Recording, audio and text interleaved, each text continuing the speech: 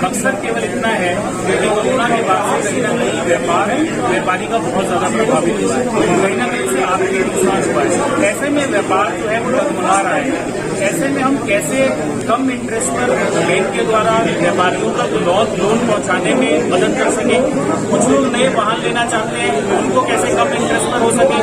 किसी का मकान बनते हुए रुक गया है, पैसे के अभाव में उसको कैसे कम इंटरेस्ट पर लोन उपलब्ध हो पाए। इन सभी बिंदुओं को लेकर इसके साथ साथ सर्विसेज सबसे इम्पोर्टेंट काम है, क्योंकि आज प्रतिस्पर्धा का युग है।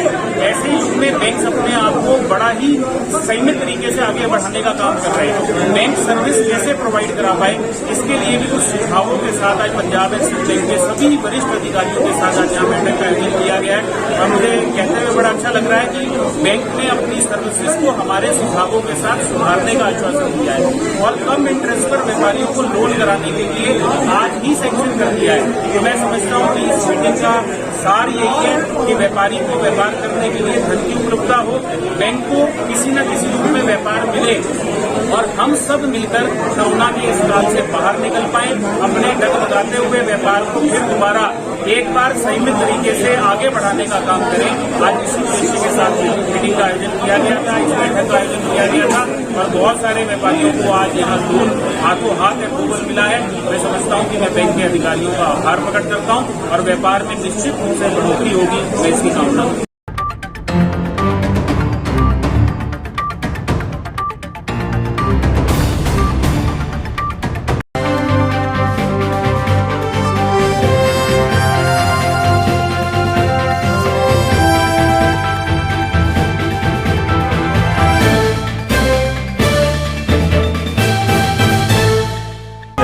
राष्ट्रीय लोकदल पूरे उत्तर प्रदेश में पूरे 402 विधानसभा पर भाईचारा सम्मेलन कर रहा है और आपने भी एक क्वेश्चन पुट किया है कि भाईचारा सम्मेलन क्यों किया जा रहा है।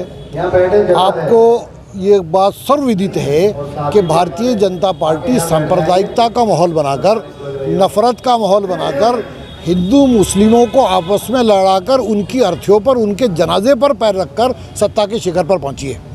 आज सवाल इस बात का नहीं है कि कौन राज करेगा, आज सवाल इस बात का नहीं है कि सरकार कौन चलाएगा।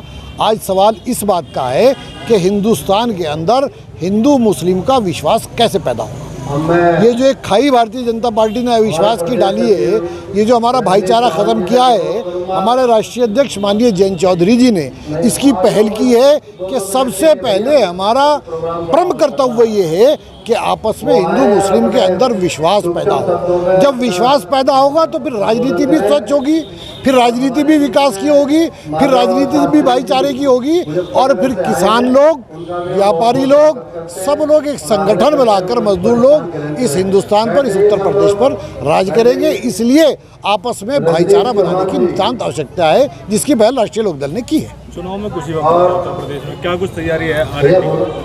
आरएलडी पूरी तैयारी के साथ, पूरे दमखम के साथ चुनाव लड़ने के लिए बिल्कुल फौजें सजी हुई हैं। जैसे ही हमारे हाईकमान का आदेश होगा माननीय जयंत चौधरी का, उसी बिसात पर फौरन हमारी फौजें दौड़ पड़ेंगी।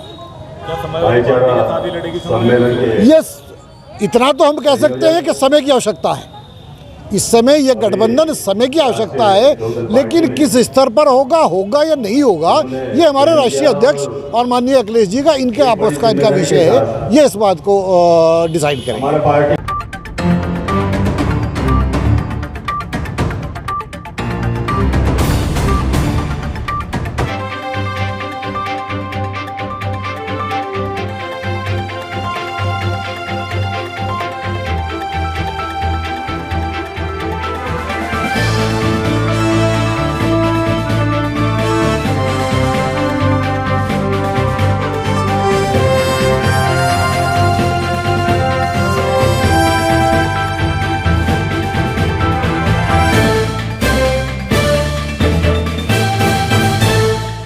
आज जो मुजफ्फरनगर में किसान महापंचायत रखी गई है, यह मोदी सरकार को हमारी खुली चेतावनी है।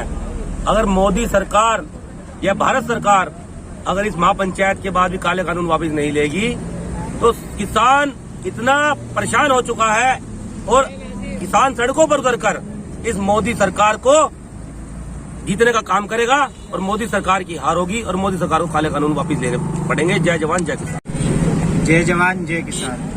मैं भारतीय किसान यूनियन बेदी से जिला अध्यक्ष सहारनपुर। आज का ये देश के अंदर जो तारीखी प्रोग्राम होने जा रहा है, उत्तर प्रदेश के मुजफ्फरनगर में, जिस प्रदेश के अंदर भारतीय जनता पार्टी के बाबा की झूठी सरकार चल रही है, उस झूठी सरकार को 2022 में उखाड़ फेंकने का निर्णय देश के किसानों ने लिया है और अपनी मांगों को लेकर ये जनसैलाब मुजफ्फरनगर की ओर रवाना हो रहा है। देश के झूठे बादशाह से मैं निवेदन करता हूं कि इस देश के किसानों का सम्मान करते हुए इनकी मांगों को मांगने का काम करे, नहीं तो ये देश के किसान झूठे बादशाह को जड़ से उखाड़ने का काम करेंगे।